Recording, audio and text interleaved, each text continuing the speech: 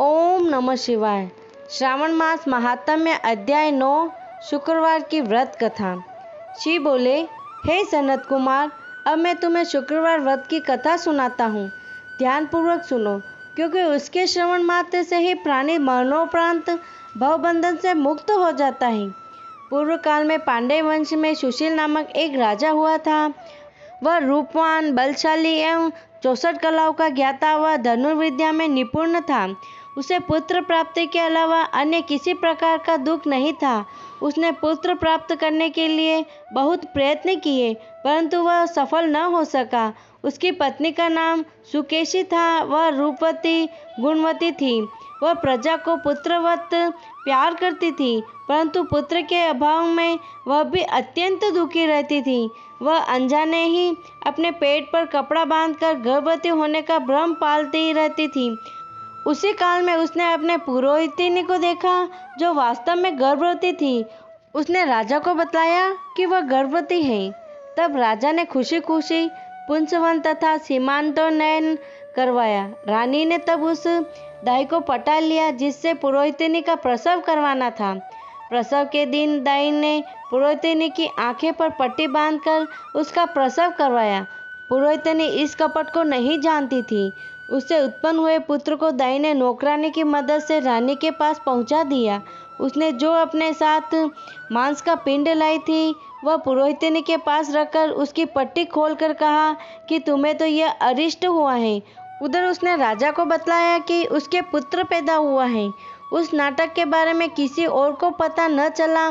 दाई का मुंह रानी ने धन देकर बंद कर दिया था। शिव बोले, हे सनत कुमार, अब राजा को जब रानी के कथा अनुसार पुत्रोत्पत्ति का समाचार मिला, तो वह बड़ा प्रसन्न हुआ। पहले उसने जातकर्म करवाया, तदनंतर ब्राह्मणों को भांति भांति के दान दिए, बंदियों को कारागार से मुक्त कर दिया गया, नामकरण संस्कार विशाल रूप से करवाया गया। राजा ने राजकुमार का नाम प्रियव्रत रखा। उधर पुरोहितानी ने शुक्रवार के दिन श्रावण मास में जीवंतिका का पूजन करवाया। उसने दीवार पर जीवंतिका की मूर्ति बनवाई, पुष्प आदि से उसकी पूजा की और 5 दीप जलाकर गेहूं के आटे का दीप बनवाकर प्रज्वलित किया और गेहूं के आटे को देसी घी में पकाकर भोजन करती और भगवान शिव की प्रार्थना करती कि हे महादेव, मेरा पुत्र जहाँ कहीं भी हो उसकी रक्षा करना, क्योंकि वह जानती थी कि दाई ने उसे छल किया है। कथा के पश्चात वह प्रभु का नमन करती। बहुत दिनों तक वह ऐसा ही करती रही। जीवंतिका की कृपा से वह बालक दूज के चांद के समान धीरे धीरे बढ़ने लगा। पुरोहितिनी की भक्ति और श्रद्धा में प्रभावित हो जीवंतिका दिन रात उस बालक की रक्षा करती रही। कुछ समय बीतने पर राजा का देहांत हो गया। राजकुमार ने श्रद्धा भाव से लौकिक क्रियाएं पूरी करवाई। मंत्रियों ने राजपुत्र राज्याभिषेक किया। राजकुमार राज्य का भार वृद्ध मंत्री को सौंपकर पितृ ऋण से उऋण होने के लिए गया की ओर चला गया। वन में जाने से पहले उसने राजसी वेशभूषा को त्याग कर कार्पेटिक वेश धारण किया। मार्ग में रात होने पर थकावट के कारण उसने एक गृहस्थ के यहाँ शरण ली। उस दिन उसके यहाँ पुत्र ने जन्म लिया था। इससे पहले उसके यहाँ 5 पुत्र पैदा हुए थे। उन सबका देवी षड्डी ने वध कर दिया था। परंतु छठे पुत्र के उत्पत्ति काल में राजा उस गृहस्थ के घर में विश्राम कर रहा था। उस रात्रि देवी षड्डी जो बालक को मारने आ रही थी, उसने मार्ग में राजा को सोते देखा, जिस पर जीवंतिका का प्रभाव था। उसने षड्डी देवी को आगे जाने से रोका, पर वह नहीं मानी। जीवंतिका ने अपने प्रभाव से बालक को नहीं मरने दिया। इस प्रकार बालक बच गया। उधर गृहस्थ ने राजा को बालक का रक्षक मानकर उसने एक दिन और वहां ठहरने की प्रार्थना की। गृहस्थ ने अनुरोध पर राजा वहीं ठहर गया। तदंतर वह राजा अपने पिता के पिंडदान के लिए चला गया। वहां पर राजा को तब घोर आश्चर्य हुआ, जब उसका पिंडदान लेने के लिए विष्णुपद पर 2 हाथ बाहर निकल आए। राजा यह देखकर अचंभित हुआ। ब्राह्मण की आज्ञानुसार राजा ने विष्णुपद को पिंडदान कर दिया। तब राजा ने इस देवी चमत्कार के बारे में एक विद्वान ब्राह्मण से पूछा तो उसने बतलाया कि हे नरेश, ये दोनों हाथ आपके पिता के हैं, इसका कारण आप घर जाकर अपनी माता से पूछना। राजा दुखी चिंतित हो घर की ओर चल पड़ा। मार्ग में वह फिर उसी गृहस्थ के यहाँ ठहरा। उस बार उस गृहस्थ के यहाँ दूसरे पुत्र 7 वर्ष का व्रत करने षष्ठी आई तो जीवंतिका ने उसे फिर व्रत करने से रोक दिया। तब षष्ठी देवी ने जीवंतिका से पूछा, हे जीवंतिका, तू क्यों इस गृहस्थ के पुत्रों को बचा रही है? तेरा क्या प्रयोजन है? इसकी माँ कौन सा व्रत करती है जो तू इसकी रक्षा कर रही है? राजा नींद का बहाना कर उन दोनों का वार्तालाप सुन रहा था। जीवंतिका ने कहा, हे षष्ठी देवी, इस राजा की माँ ने श्रावण मास में हर प्रकार की हरी वस्तु का त्याग कर शुक्रवार को नियमानुसार मेरा व्रत किया।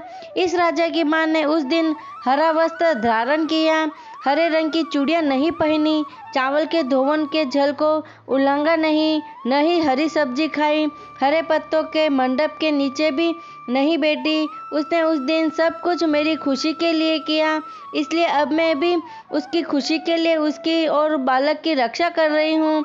अगले दिन राजा अपने नगर में वापस आ गया। उसने उसे विचित्र कथा को अपनी माँ को सुनाया और पूछा, हे माता, क्या आप जीवंतिका का व्रत करती थी?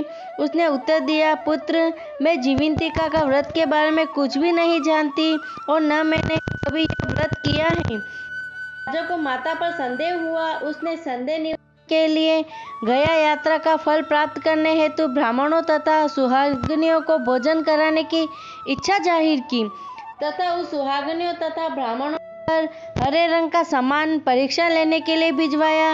राजदूत ने उसकी राजमहल में भोजन के लिए आमंत्रित किया, परंतु पुरोहित की पत्नी ने राजदूत से हरे रंग का कोई भी सामान लेने से इनकार कर दिया। राजा ने फिर दूत के द्वारा लाल रंग का सामान, वस्त्र और आभूषण आदि पुरोहित की पत्नी के घर भिजवाया तो उसने उसे ग्रहण कर लिया। तब वह राजा के घर भोजन के लिए गई। वहां पर उसने एक द्वार पर चावल का धोवन और हरे रंग का मंडप देखा तो वह दूसरे द्वार से महल में गई। यह देखकर वह राजा ने पुरोहित से इसका कारण पूछा तो वह बोली कि वह अपने पुत्र की रक्षा हेतु शुक्रवार का व्रत करती है। राजा, जो कि वास्तव में पुरोहित का ही पुत्र था, को देखकर उसकी छातियों से दूध की धारा बहने लगी। गया में देखी विचित्र कथा तथा पुरोहिन के स्तनों से बहते दूध को देखकर राजा को विश्वास हो गया वह वास्तव में पुरोहिन का ही पुत्र है और उसकी माँ कपटी औरत है। उसने अपनी माँ पुरोहितिन की चरण वंदना की और उसे राजकोष में असीम धन संपदा दिलाकर धनी बना दिया। एक रात्रि को स्वप्न में राजा ने जीवंतिका से पूछा, हे भद्रे, मेरे पिता तो जीवित हैं, तब गया में विष्णुपद से मुझे 2 हाथ क्यों दिखलाई दिए? देवी ने राजा को स्वप्नावस्था में कहा, हे राजन, तुम्हें विश्वास में लाने के लिए ही मैंने माया रची थी, अब आप संशय न करें। शिव बोले, हे सनत कुमार, मैंने श्रावण मास में शुक्रवार व्रत का महात्मा तुम्हें सविस्तार कह सुनाया है। इस व्रत से मनुष्य की समस्त मनोकामनाएं पूरी हो जाती है और वह सर्वसम्मत हो जाता है। इससे कुछ भी विचारणीय नहीं है। इति से श्रावण मास महात्म्य 9वां अध्याय संपन्न। इस 9वें अध्याय के पाठ श्रवण से सभी मनोरथों की पूर्ति होती है। ओम नमो शिवाय।